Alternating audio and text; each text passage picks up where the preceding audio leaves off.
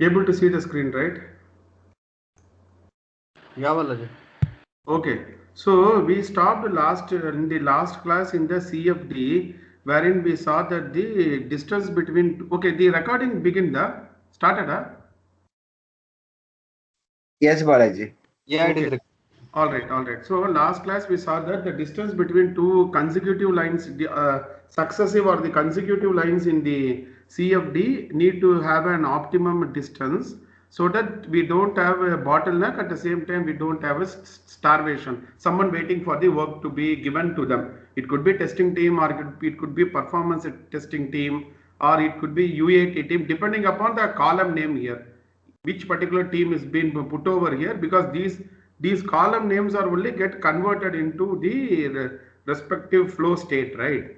So this is where we actually took a pause in the last class. Now today we will start with something called as a control chart.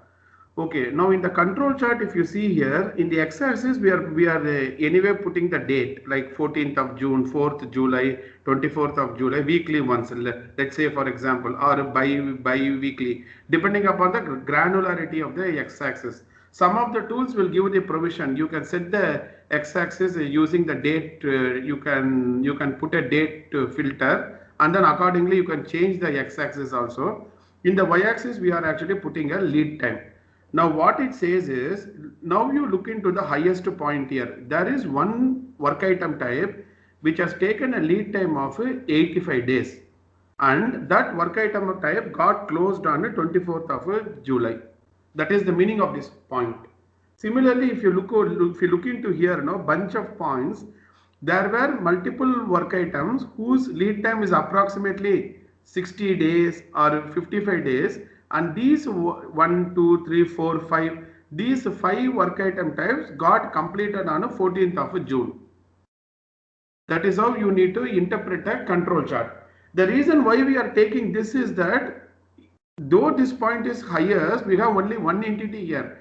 The next maximum point, we have bunch of items here. So for an interpretation purpose, we have taken this as an example. So any questions here or anything you wanted to share or ask?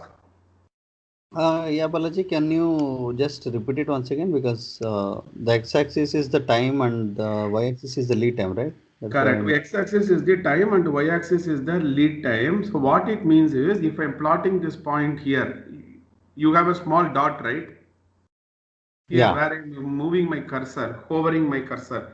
So this particular item took 85 days to complete, and it got completed on 24th of July. What it means is, this item, whatever be the that particular item from the ready state, it took 85 days to all the way go to UAT. Because it is a lead time, I am calculating from the ready state. If it is a cycle time, I will calculate from here, analysis and done a doing, right? Yeah. Because what we saw is that my lead time is the cycle time plus the queue time, whatever time spent in the ready state. Okay, so that is the meaning here. So control chart, what you can do is, you can take the highest point and then see 85 days it took and what is this particular item. Then you need to do a qualitative analysis. It could be due to defects or due to dependencies or impediments or blockers or waiting for a test data. Okay, let me give a practical example now. So in one of my project, we have written a REST API call, but we need a XAML file. It is called XAML file, XAML file. We need a XAML file from a third-party vendor called the Axiomatic team. So only when that particular vendor or supplier gives that particular XAML file, I can configure the REST API services using an endpoint configuration, and then probably deploy it in a Kubernetes or a Docker container. Now, because of that particular external dependency also, probably this particular item would have taken 85 days. See, the point here is, no chart will pop up and then tell you what is the problem. Chart will give indicators to the problem. You need to further drill down. Okay, possibly these are These are all the culprits which has taken more time for me. Now let me go to the team and then do a qualitative analysis. Why this item took such a time? What does the Scrum Master was really doing in the team? What does the RTE was doing at a program layer? All those things. You are getting it, right? Yeah. Yes. Yeah, I'm just trying to keep it very simple. Okay, fine. Now let us go to a chart called a lead time distribution chart. It means what? Your lead time is getting distributed across the chart. Okay, simple English. Now what we did, here we had lead time in the y-axis. Now we are putting that lead time in the x-axis. And you are putting number of items here. So what it means is, for example, okay. Okay. How to interpret this chart is, there were 6 items which has taken a lead time of 5 days. Again, there were 6 items which has taken a lead time of 6 days. If you take this, there were 6 items which has taken a lead time of 7 days. Correct? Okay, sorry. There were 6 items which has taken a lead time of 11 days. So what you are putting is, you are putting how much lead time took in one column, and against that column you are putting how many items correspond to it. Got it, right? How much lead time took? You can just put it 1 to 60. Now, is there any item which has taken 1 day lead time? If so, how many? What are they? Like that you are going to analyze this. If you want, I can give a better example. Here if you see, there were 2 items which has taken a lead time of 60 days. Again there were 2 items which has taken a lead time of 61 days. So who is the culprit? Culprit is these 2 guys, 62, 64. Why this one item took 62 days? Why this one item took 64 days? Now this is a theory. Now let's come to a little bit practical. See, for example, I am having the lead time here. Lead time in the x-axis and number of items in the y-axis. Now, if my curve comes like this, now what do you mean by this curve? Generally, you tell now. If a curve like this, x-axis is the lead time, and you have a curve like this, y-axis is a work item. So what thoughts come to your mind now? Many items are completing well within the lead time, and then very few items which has taken beyond See, certain amount of days. now what I'm putting, I'm actually deliberately putting this smaller numbers in a green color just to make you understand, because it has taken shorter times. Slightly, Right. once the lead time increases, I'm putting it in an amber color because it is like an amber. But anything beyond 10 days, 20 days, like I'm actually putting it in a red color. Okay, maybe you guys can go on mute. I will continue. Okay, now the point is this. Now, if you have a chart like this, first thing you need to see what are all the improvement areas in this chart. We have three improvement areas. Let me tell it. First thing is cut the tail. If possible, cut the tail, or you need to slim the tail. It is called a trim the tail or a slim the tail, because more the curve has a tail, what it means? It means I have those many items which is keep on prolonging without getting completed for so many days. So you need to cut the tail, which is point number 1. Second improvement, try to push this curve itself more to the left. Means what? As soon as you start itself, try to complete more. Means out of 50 days, if you are able to complete more items within the first 10 days or 15 days, you are in a better position. So try to push this curve itself more closer to the y-axis, which is the second improvement. The third improvement is a tall and a narrow curve is always better than a flat and a broadened out curve. Means instead of you having a curve like this, it is always better if you have a curve like this.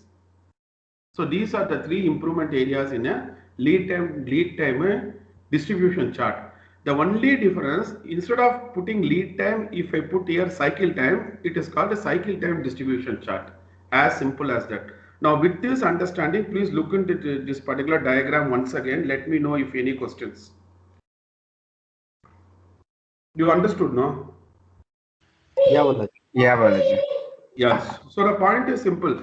Hey, why do we have so many items taking 40 days? Yeah. Why do we have so many? Okay, how many items have beyond 40 days? Look into it. You have one item. Yes, we have only one item, but still, why it need to take 42 days, 44 days, 46 days? Because the more the time it takes, less then you cannot have a quicker turnaround time. By the time you deploy the code to the production, market requirements would have changed. Then what is the use of executing a project in an agile manner? The fundamental reason for executing a project in an agile manner is to be in sync with the evolving market dynamics, and every time you continuously prioritize the requirements. So this is how you need to do a lead time distribution. The tool will give you the chart, but you need to take the chart, go to your team when you are conducting retrospectives. You can take these charts and then have a data-driven retrospective. Now let's go to throughput chart. Throughput chart is very simple. Here I am putting the week number because in a year, if you have a 52 weeks, I am just putting the 23rd week of the calendar year. 24th week of the calendar year, and throughput means how many items delivered per time factor. So here on the 23rd week of the calendar year we have delivered 3 items. 24th week we have delivered 10 items. What are the items? That particularly depends upon what's been done in that particular backlog. It could be a mixture of user stories and the service tickets, or it could be an incident or production fixes, whatever it is. I am concerned about the absolute number, not the relative number. So this is called the throughput. So throughput chart, lead time distribution, cycle time distribution, control chart, and the CFD. These are the 5 important metrics in a Kanban. With this, you guys can read the theoretical part, and all. I am sure that you guys can read it. What is more important is the concept here. Okay, so what I request you is, with this understanding, we can take a pause for Kanban. I just need to go into some other important topics. You guys go through this. If any questions, come back to me. Okay. Okay. Yes, Okay, Balaji. okay. All right, fine. So, okay, let us go to, see, as per that, what to tell, as per that lesson plan also, let us start with the agile transformation now. Okay, so what thoughts come to your mind? Both of you can share whatever you know about agile transformation. From there, we will continue. Yeah, it's like getting the mindset ready from getting transferred. Like most of the projects following some SDLC. Okay. So to educate and implement at the organization level, see like agile transformation.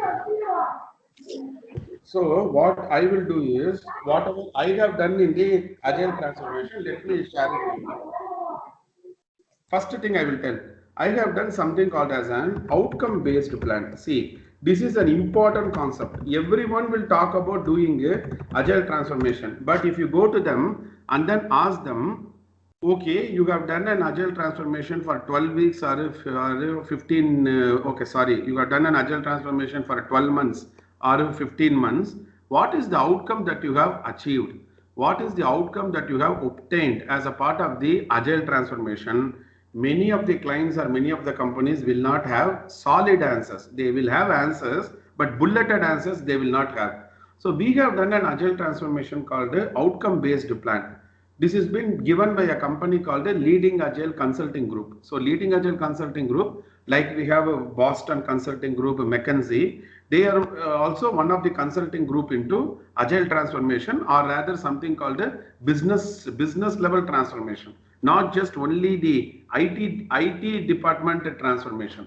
So when I was part of them, I have been in much of the agile engagements with them. So let me share you what I learned from there. Probably that answer could be a good answer for you guys to present it in the interview.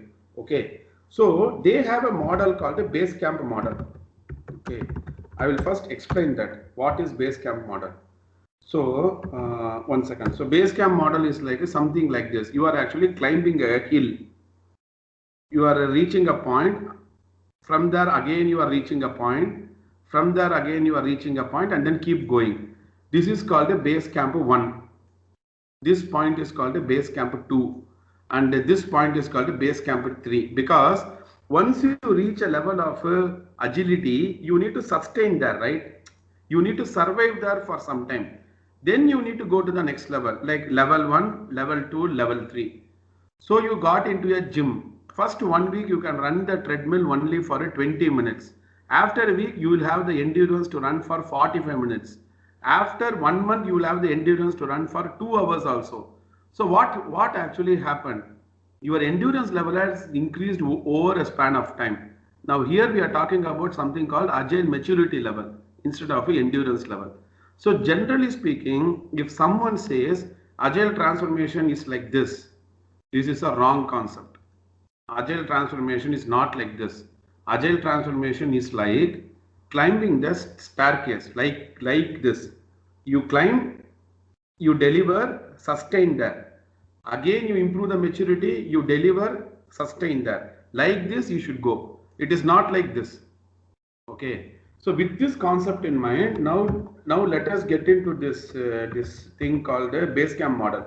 So in Basecamp model, we have something called a BC1. BC1 means maturity level 1. Okay, the first level.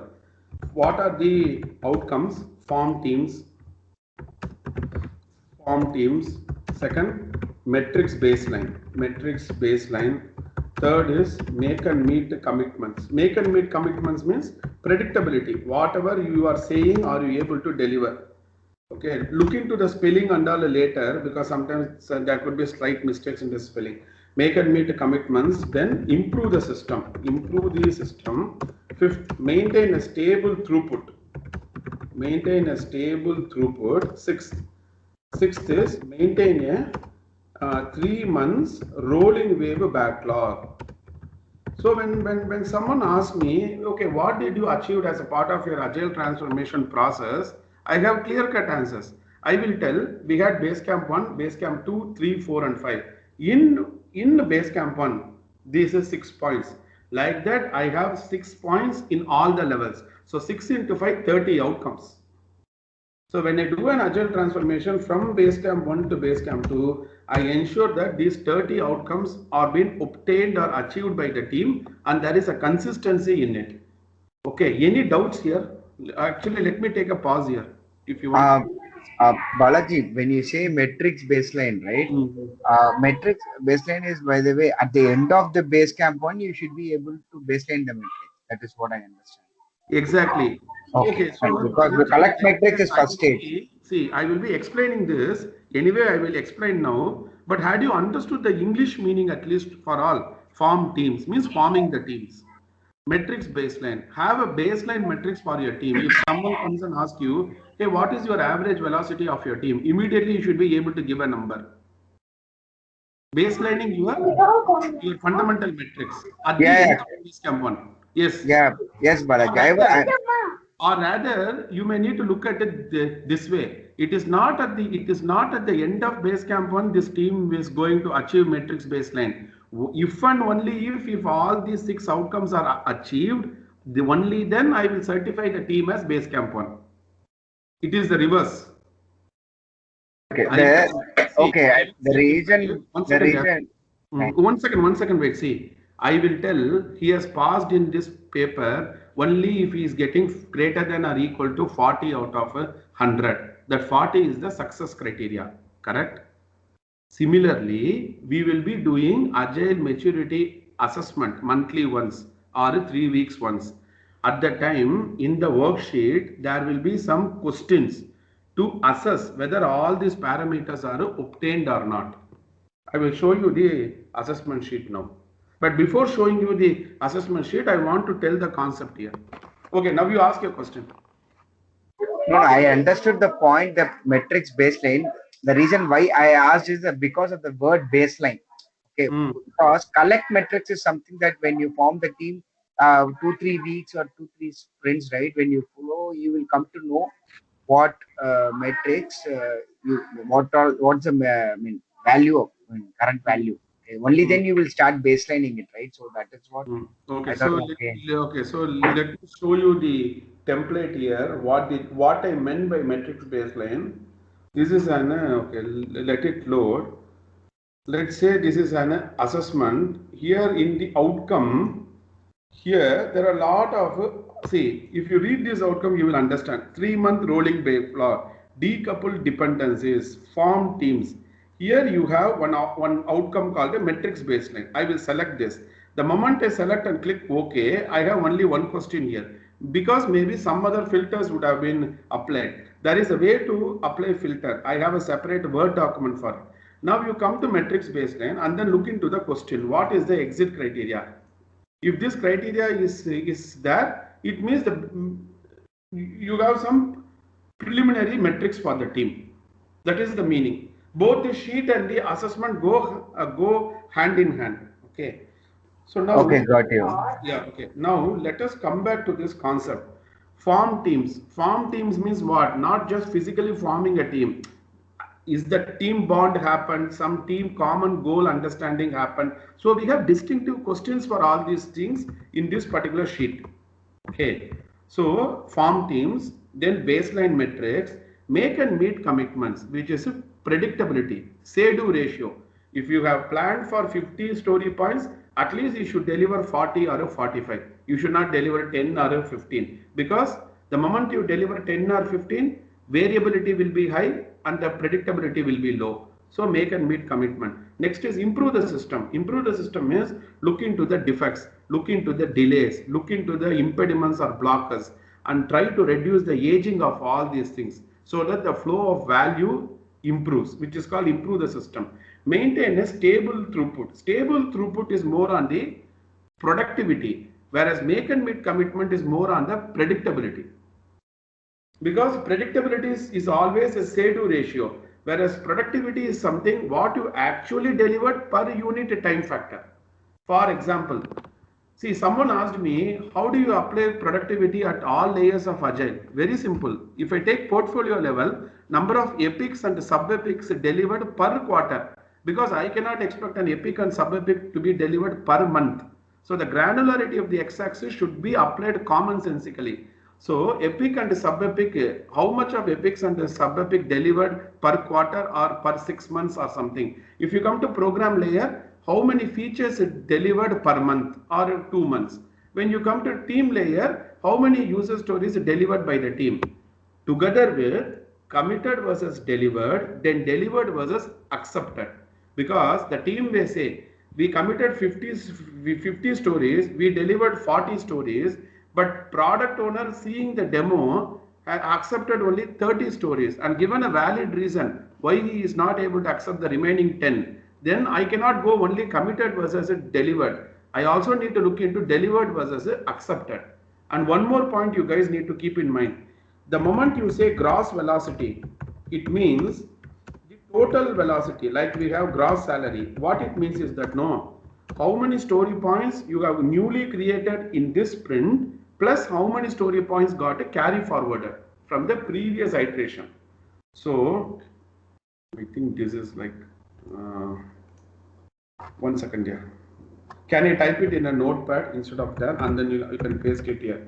So gross velocity is the total velocity, right? So the total velocity is equal to what is the newly committed story points plus how many story points a story got a carry forward. Whereas when you are using the term net velocity, it is the newly created user stories for this current iteration. So when someone says, hey, we have delivered 80 story points, blindly we should not think that they have done a great job. Out of that 80, how much is newly created story points, how much story points got carried forwarded from the previous iteration. So you need to do a qualitative analysis and then come to a judgment. You got it, right? What am I trying to tell? Simple concepts only, nothing great. Yeah. Okay, now let us come back to this. So this is called a Basecamp 1. Similarly, Once the team is certified in Basecamp 1, I will go to something called Basecamp 2. There I have reduced the batch size. Reduce the batch size means maintain smaller backlog items. Okay, first point. Maintain small. Why it is 1 second here? This internet.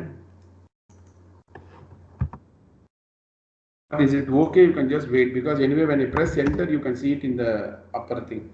Reduce the batch size, then prioritize the highest value work. Okay.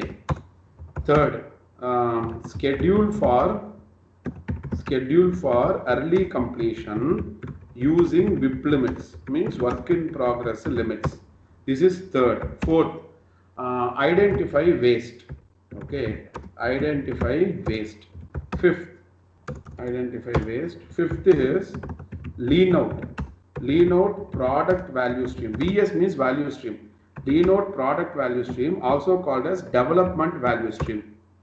Sixth, lean out customer value stream, VS, also called as operational value stream. So VS means value stream, DVS means development value stream, OVS means customer operational value stream. Seventh is, like you prioritize the highest value work, prioritize dependencies also.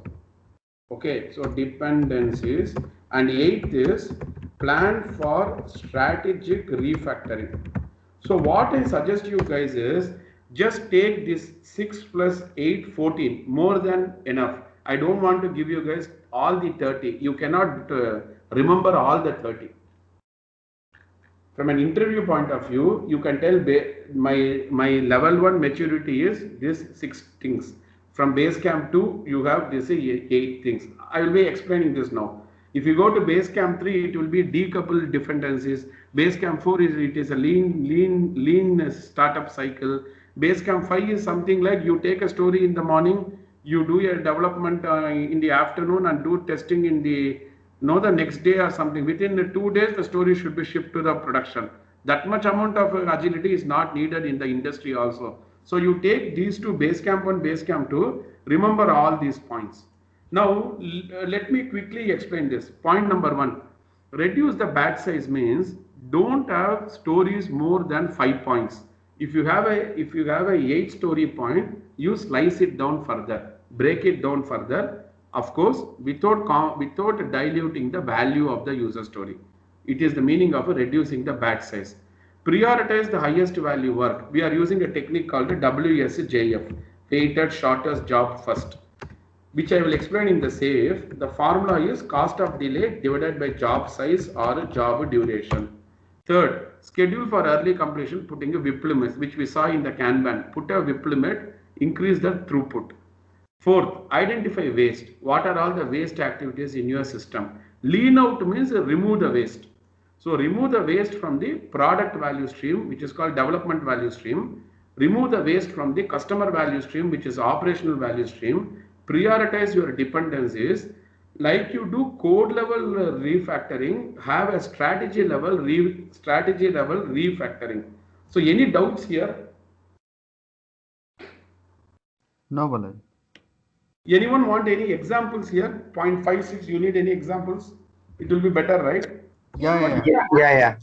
Sure, we'll take an example here. See, actually speaking, what will happen? Your operational value stream will be here, OVS. Operational value stream is something which is really getting hit by the market or your end user. Generally, what will happen? No, you will be working in a development value stream. You can take it as a DVS1. This development value stream will give the outcome to one more development value stream, DVS2, and this will go to the OVS. You will not, what I'm trying to tell is, when you're testing an application, when you're building a product, most likely you will not be doing something which is directly going to hit the customer.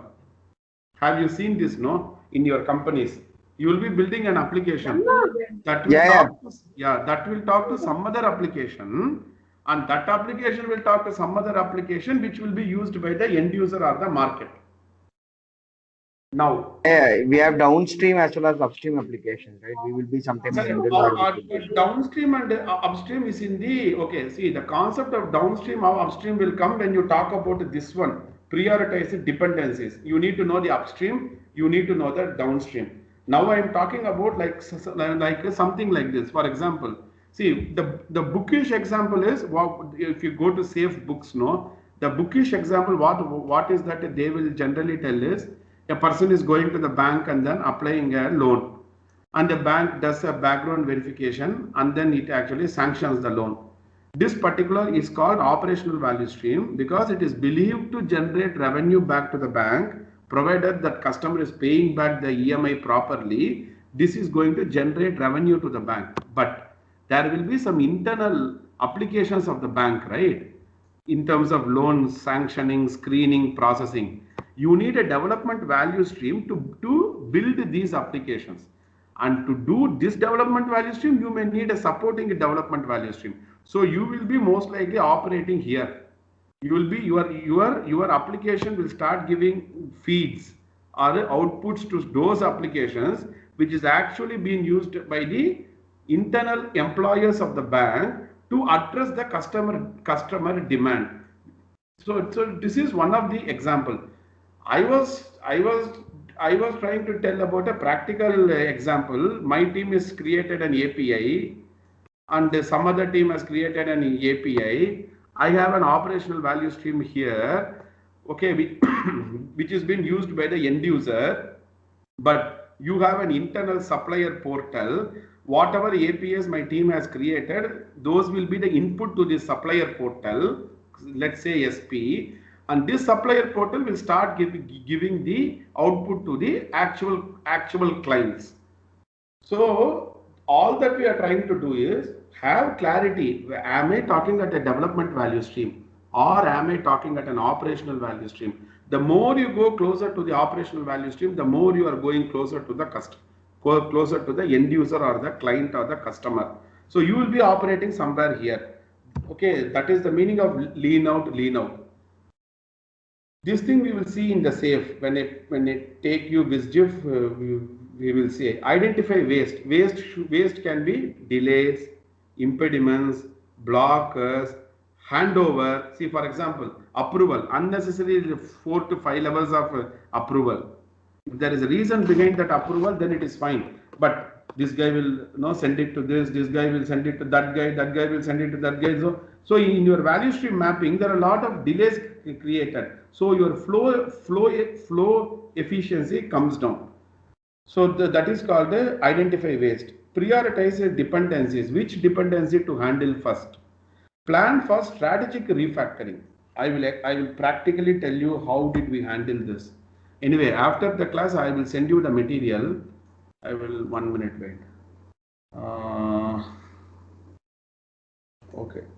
I'll show you a PPT. Just take a minute to read it, and you guys tell me what you understood from that.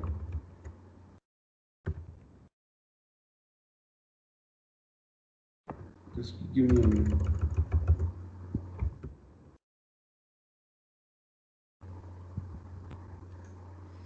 Actually, this will come in the level 2 coaching also, but still for you guys to give a feel. Okay, I'm just blowing it up. Just take a minute to go through this, no?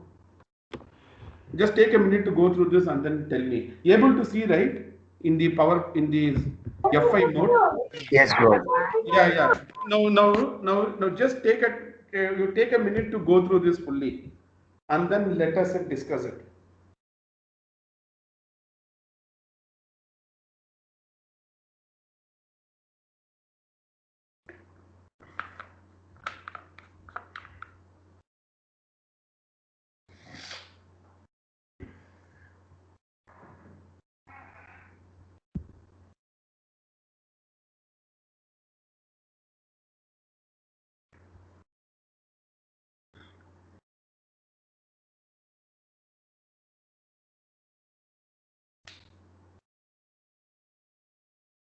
Can I proceed now? In the meantime, you can see. Yeah. Okay, so what we did here is that we are taking the business workflow.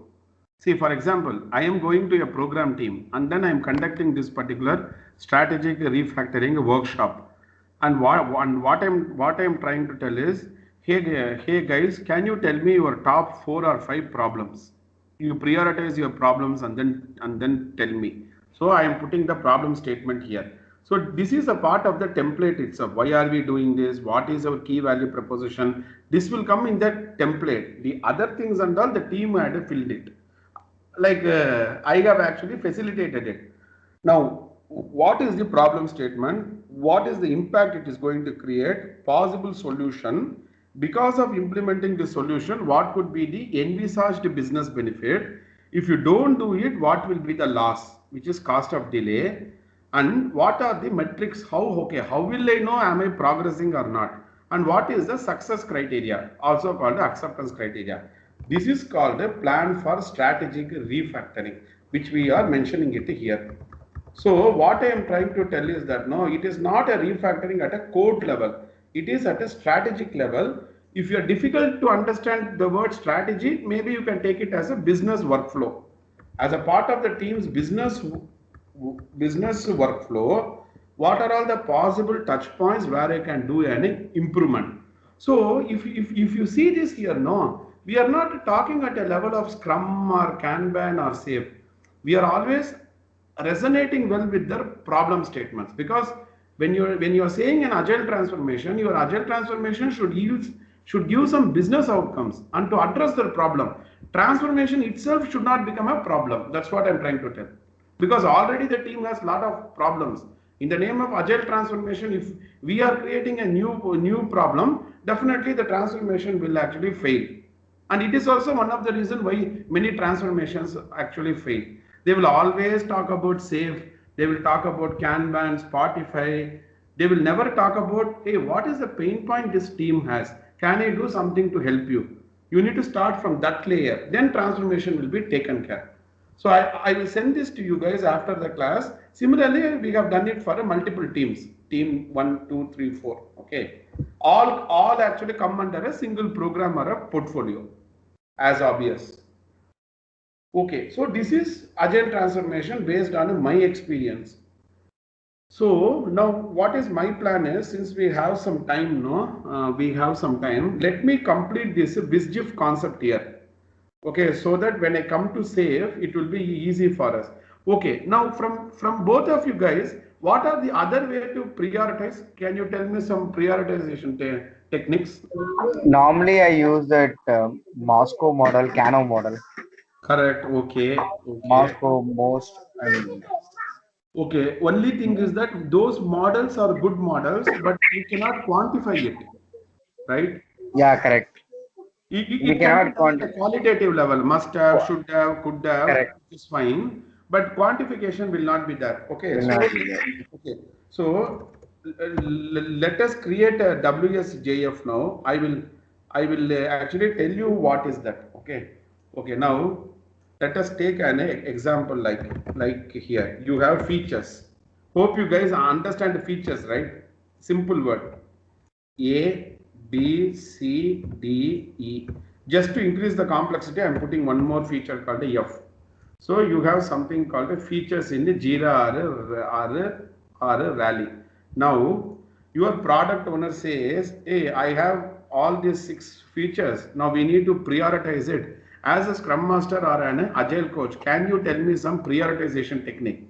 See, out of gut feel, I will know feature C is important than B or B is important than F.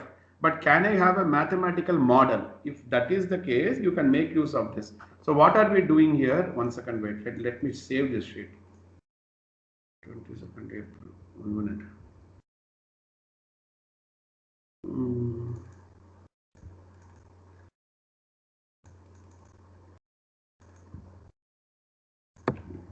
WSJF underscore level 1 underscore 22nd April.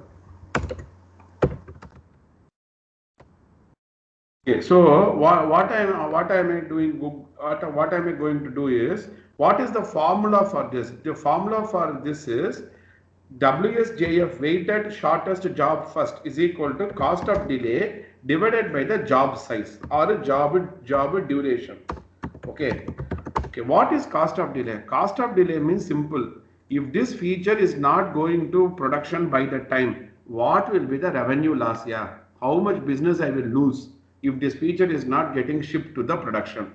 Okay, for example, during the time of a Diwali or a Christmas time and New Year time, we have lot of promotional offers from Amazon and Flipkart. All those code will be written in the month of June itself, June, July itself, and it would have already been moved to the production itself. Only thing they would have put a feature toggle and then hide it. So when we are talking about DevOps class, I will teach you canary release, dark launchers, feature toggles, greenfield versus brownfield deployment strategies, and there is something called a single code branching releasing strategy. Those things and all we will see in that DevOps. So what I'm trying to tell you here is cost of delay means if this feature is not getting deployed in the production, what will be the revenue loss either in terms of dollar or in terms of GBP, pounds. It is not only revenue loss, the brand image goes. So customer satisfaction score will come down and your employment's motivation level will also come down. So one negative ripple will create multiple negative ripples in the ecosystem, which you need to understand from an organization point of view. Okay, now this is cost of delay and this is actually this one. Last column I am actually going to put it as a WSGIF. Okay, now we will see how are we prioritizing it. Okay, now this is called business value. Okay, this is called business value. This is called a time criticality, TC. Okay, and this column is called a risk reduction or opportunity enablement. See, you may have some legal features, you may have some compliance activities. If you are not doing it, it will create a risk. There may be some feature, if I do it correctly, it will give me new business. So this is called a risk reduction or opportunity enablement. Now what you need to do is, out of these 5 features, first thing, always fill a column vertically, don't fill horizontally. Okay, now let's say you have 1, 2, 3, 5 and 8. Let's say for example, you can fill only one among these numbers. So now how will you fill it? Come to your mind. How will you fill this grid now? Time. Sorry? One business value at a time. That is what. So what you can tell the team is, hey, out of these 5 features, which one you think as the most feature, the highest business value? Let's say the team says B, put it as 8. And which is the least? Let's say the team says F, put it as 1. Once you fix the boundaries, 1, 8 and 1, other things will become relatively easy. Relatively easy. Correct. So this you put it as 2, this is put it as 5 and this is put it as 3. Now someone asks me, hey, why am I using relative number? Why don't I put absolute number? But who will give the absolute number? This is the envisaged business value. So I cannot see in some organizations. Luckily, if you have business value in absolute number, you can put it. But one point we need to keep in mind: if you are putting absolute value for business value, again you need to put absolute value for G and H. You cannot put one column as an absolute number and other column as a relative number. It will not make sense, right? So do like this. Okay. Same thing you actually do for a time criticality, like a aspect. As far as time criticality, which one is highest critical? Let's say the team says this is as 8 and this is as 1. Then probably this could be 3 and this could be 5 and this could be 2. Same thing holds true for a risk reduction. Let's say the team says this is least important. This is as 8. You can put this as 2 and probably this as 3 and this as 5. In the Rally, we have a cell itself. We have a cell where you can key in all these things. Automatically, Rally will give the WSGIF number. provided you have entered the correct numbers. Okay. Just a minute, Balaji. Sorry. When you say time critical, right? That when you say time critical, the 8 means like does it should move? I mean, deliver quickly, or what? What do you mean by that? Time. Okay. I will tell. I made one small mistake. Just I will keep things simple here. I have deleted one row and I put it as 8. Okay. In time critical, 8 means out of these 5 features, this is the highest feature which has a time critical. I can still wait for B, C, and D, E to slightly. I can wait for some more days, but I cannot wait for it. The feature called A. It need to go into production by the time. That is called time criticality. Fixed date, yeah. Work item types. Fixed Yeah, date. got it. Kanban, no. Class of services.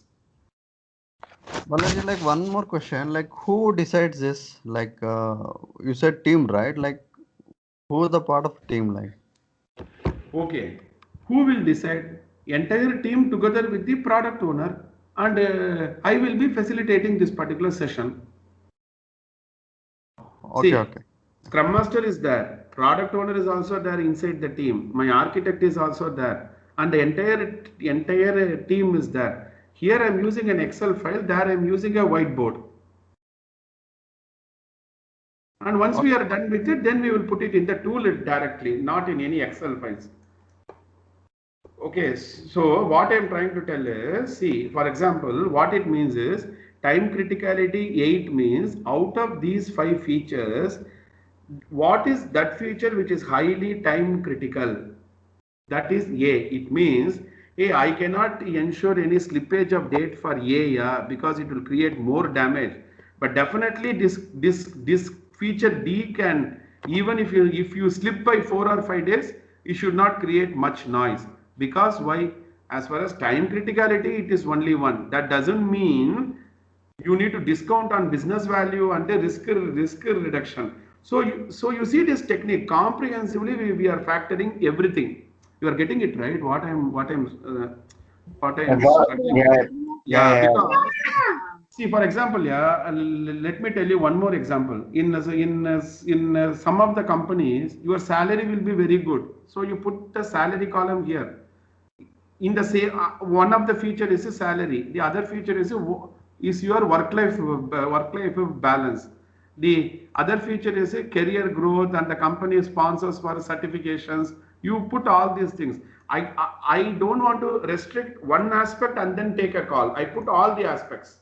And again, I will look into the time taken to get the feature done. Holistically, I will take a call. Now you come here.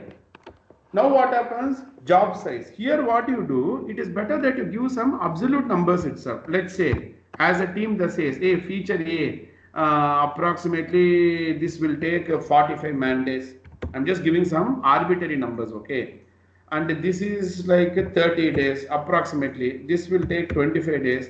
This can be completed soon, 15. And this we are not sure 15 or 20. So let us put it as 17. This is this. Now what happens? Cost of delay is sum of this one, right? Add all three. This is cost of delay. Just drop it. You will get the numbers here. So what is WSDF? WSDF is cost of delay divided by job size or job duration. Some number it comes. Just drop it. Now if I go by this, which is the first one to do of all the features? E, right? 0.8, correct? Then 0.8. Yeah, then D, not D. See, here we have put the numbers so arbitrarily, there is an element of randomism is more. But when you do real-time number, it will not come too close like this. You need to take it with a pinch of salt. The examples are just only indicators. Okay, 0.8 is first. Next is 0.48, which is C. C. Correct? C, D. C, D. Then B, A. C, yeah, obviously C, D, B, A. then BA. So what it means is, so boss, when you are doing your PI planning, when you are pulling the stories, make sure that you are taking E and C as first features into your backlog. Prioritize highest value work, which we saw now sometime back in the base camp outcome. Prioritize highest value work. Of course, you need to define the value. What you feel as value need not be value for someone else. But in this context, how to know the value? I cannot go only by business value. I need to look into risk reduction. I need to look into time criticality. Also, I need to look into the time taken to deliver it. Okay, and again, hormone comprehensively. I need to take a call. So now the game starts. See, many people will actually think we have done BizGIF, everything got completed. No, actual conversation should come now only. What I used to do is, after doing BizGIF, I will take this and go. Anyway, my product owner will be there. I will ask the product owner, hey, does this make sense? This order makes sense or not? If not, then probably we may need to tweak something somewhere.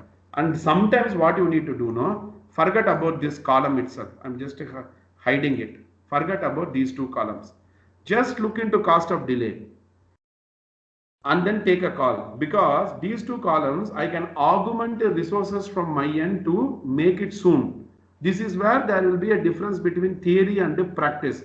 In theoretically, if you see the books, it will tell this, but practically, if you cannot go by the books, what will happen? I will tell, if you feel, forget about column J and K, whether this cost of delay makes sense, whether feature E is the first one or not, then followed by C, whether this is making sense or not. Because if someone says, no, something went wrong somewhere, then probably I can, so my team is saying it will take 45 days. Now I will put 4 more resources, then probably it will take only 30 days.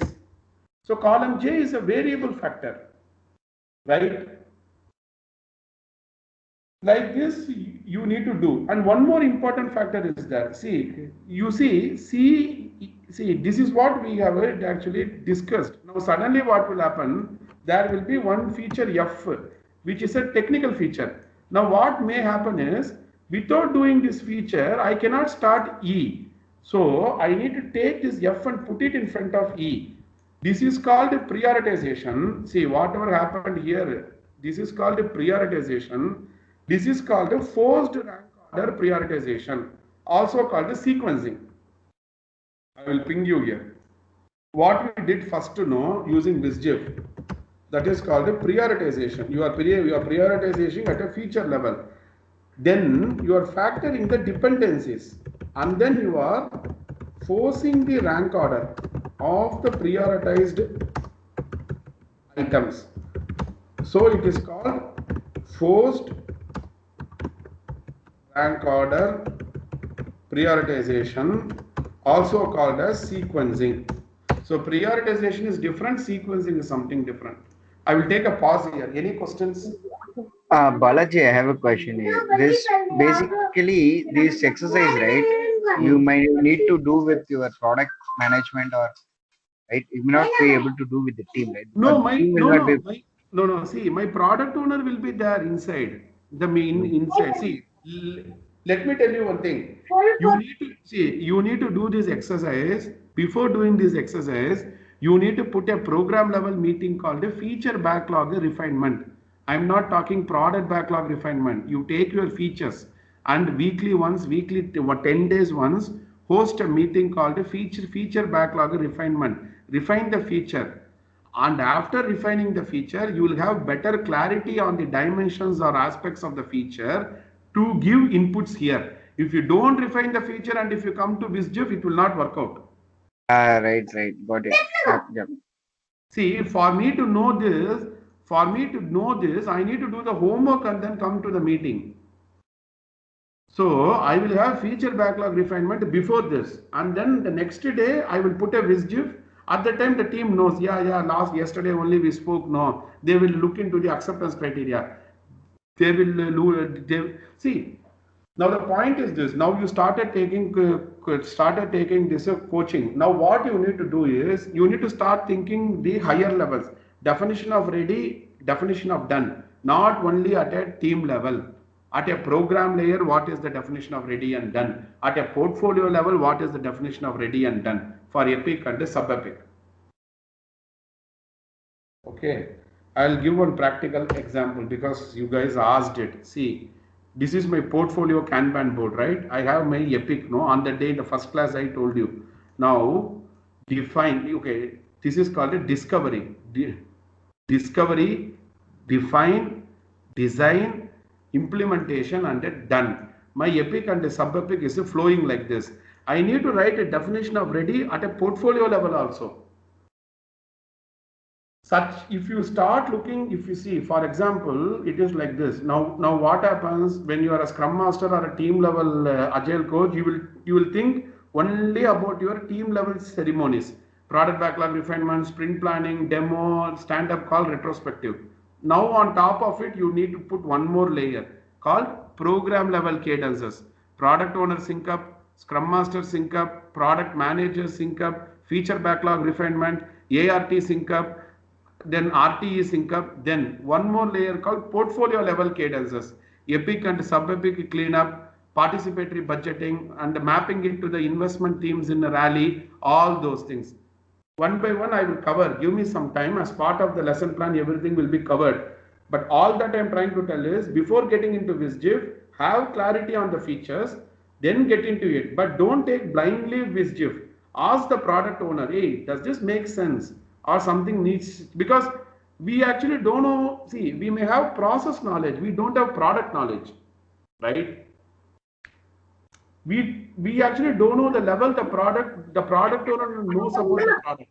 So you need to check with the product owner. Right. Okay, and keep in mind the dependency aspect. Now you need to start thinking from an implementation point of view. Okay, agreed. I need to pick the column A. But this column E needs an architectural runway. It needs a CI/CD pipeline. So who will build the pipeline? For that, you may put a technical feature also. So only if I complete this technical feature or an enabler, then I can deploy this feature called E. So this feature takes more prioritization than E. And this is called as sequencing. So in the interview, they will ask difference between prioritization and sequencing. Prioritization is some mathematical techniques like this. Sequencing is practically doing it, factoring the dependencies. So let us take a pause here. Okay. Yeah. Balaji, in my previous account or previous engagement, right, whatever I have seen, that future level discussions or something refinement mostly happens at the higher level. It may be a person from a team, maybe the lead kind of person who joins that meeting and not the entire team. So, Okay. So that is where I got confused. Like, okay, because user story level discussion happens with the team. No, you need to do feature level. See, there was one guy called this Sumit. Okay, now after taking coaching, now he joined as an agile coach in a Birla Shop. At that time when I coached that guy Sumit, I used this sheet, the same sheet what I used you guys now. But now what will happen? Some guys will come and ask me, hey, you are telling 1, 2, 3, 4, 5, 8, no? But how will I know what is 1? How will I know what is 2? That I have explained here. See here. If you take, see, one of my client, he wanted 1, 2, 3, 4, 5. He don't wanted to use a Fibonacci series. So I created like this and then gave it to him. 1 means this here, 2 means this, 3 means this. Now you see this and you now tell which is it 5 or 4 or 3 or 2? So see here. This sheet, I created the guidelines for the numbers. I have given the connotation here, and then we went into WSGIF. This sheet is a real-time sheet.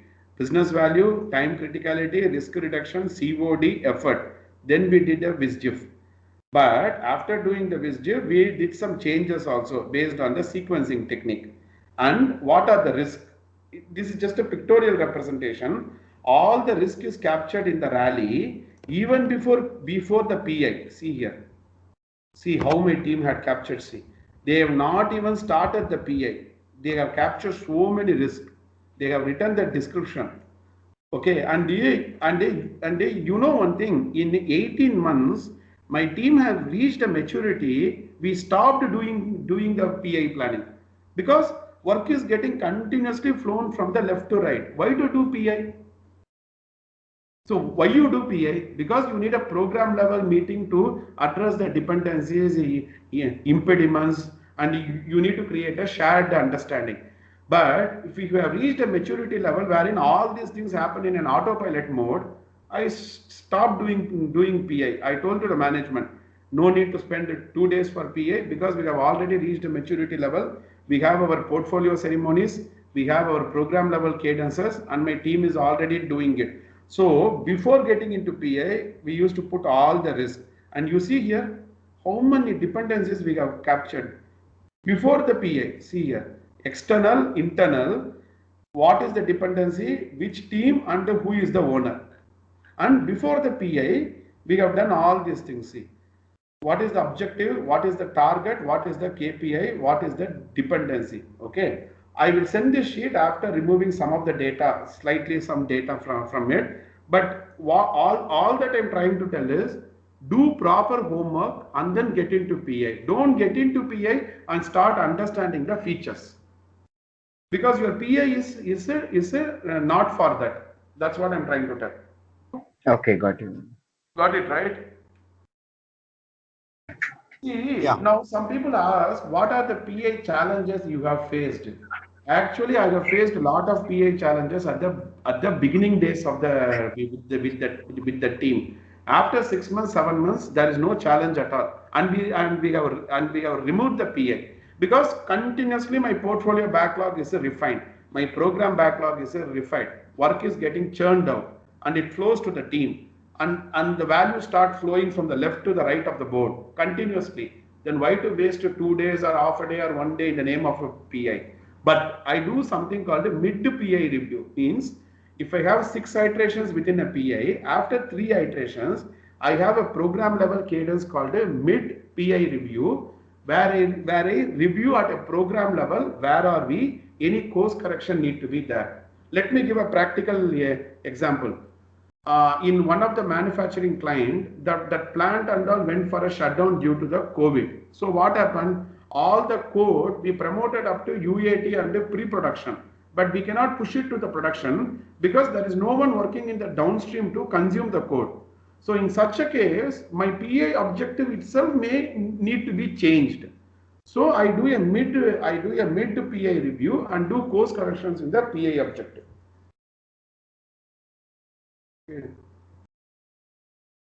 So you guys are confident now, right? After some 3 to 4 classes, you are now confident, no? Relatively.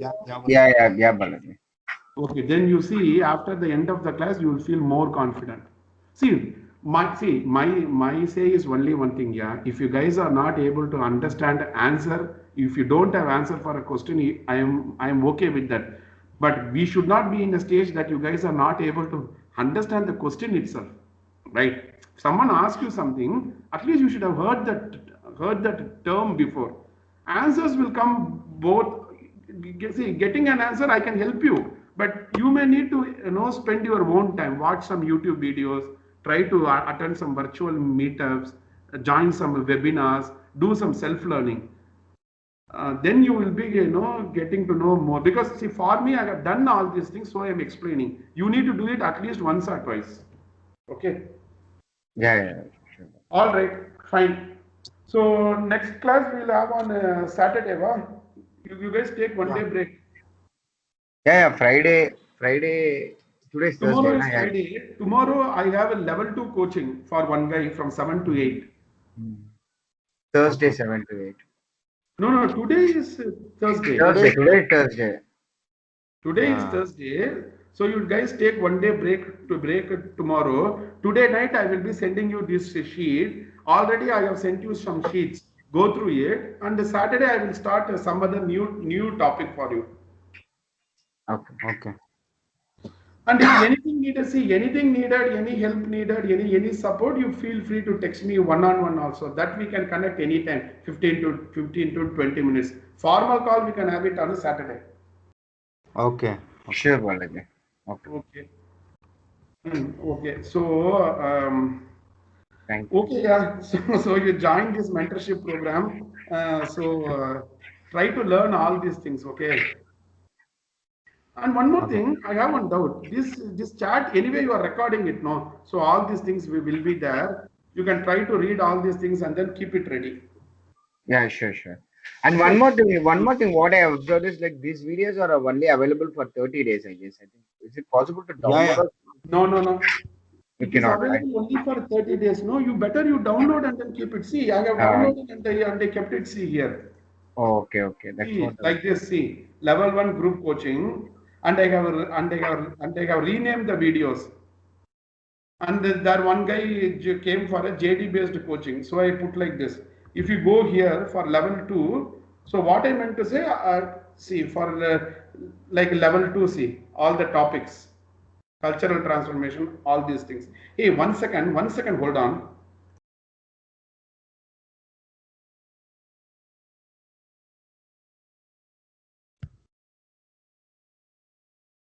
Hey, okay, yeah.